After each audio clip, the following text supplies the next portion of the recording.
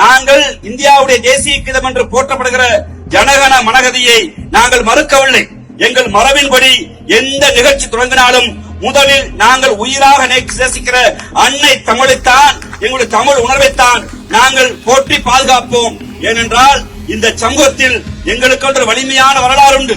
இந்தியாவில் எங்கள் மீது இந்தி திணிக்கப்பட்ட போது இந்த மண்ணின் மக்கள் தான் இந்திக்கு தமிழ்நாட்டில் ஆதிக்கமாம், நீங்கள் எல்லோரும் வாருங்கள் நாட்டினரை, செந்தமிழுக்கு தீமை வந்த வேணும், தேகம் இருந்தொரு லாபம் உண்டு, இந்திய தமிழ் மொழி எங்கள் மொழி, அதை வீர தமிழ் மக்கள் ஆதி என்போம், இந்திக்கு சல்கந்திடுவார் அந்த ஈனரை காரி உமிழ்த்திடுவோம், எப்பக்கம் வந்து புகுந்துவிடும் இந்தி எத்தனை வட்டாரம் கூட்டி வரும், அற்பமன் வந்ததனை அடித்தொழுவம் ஆதிக்கதனை மாங்குயிலும் கோவில் பூஞ்சோடை எம்மை மாட்டு நினைக்கும் சிறைச்சாலை ஏங்க விடும் தமிழ் தாயதனை என்று எங்கள் அன்னை தமிழை உயர்த்தி பிடித்த இந்த கருப்பு சோப்பு கூட்டம் ஒருபோதும் எங்கள் தமிழை தாயே தடுத்தாலும் யார் படித்தாலும் அவர்களை விடமாட்டோம்.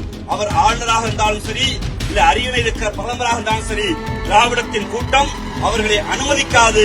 எங்கள் தமிழ் தாய் வாழ்த்தை அவமதித்த எங்கள் சட்டத்தில் எங்களுடைய வரிப்பணத்தில் சம்பளம் வாங்குகிற ஆளுநரை கெட் அவுட் ரவிங்கிற முழக்கத்தை நாங்கள் தொடர்ந்து வைப்போம். ஆளுநர் பதவியின் மீது மாற்று கருத்து இருக்கிறது. ஆனால் ஆளுநர் பதவி தொடரும் வரை ஆளுநருக்கான மரியாதையை கொடுக்க வேண்டிய கடமையும் பொறுப்பும் எங்களுக்கு இருக்கிறது.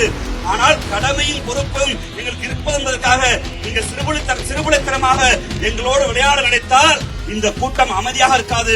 எந்த சட்டத்தை வைத்து எங்களை நீங்க அடிமைப்படுத்த பார்க்கிறீர்களோ அந்த சட்ட மரபுகளை வைத்து ஆளுநர் ரவியை தமிழ்நாட்டிலிருந்து விரட்டு வரை திராவிட முன்னேற்ற கழகம் ஓயாது.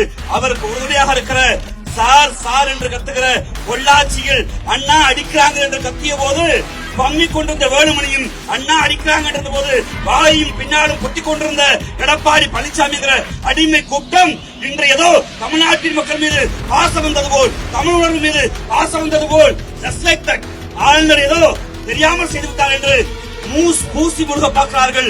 இந்த பாஜக அதிமுக கள்ள கூட்டணியை மக்கள் மன்றத்தில் அம்பலப்படுத்துவோம். ஆளுநர் ரவியை விரட்டி அடிப்போம். வாய்ப்புக்கு நன்றி, வணக்கம்.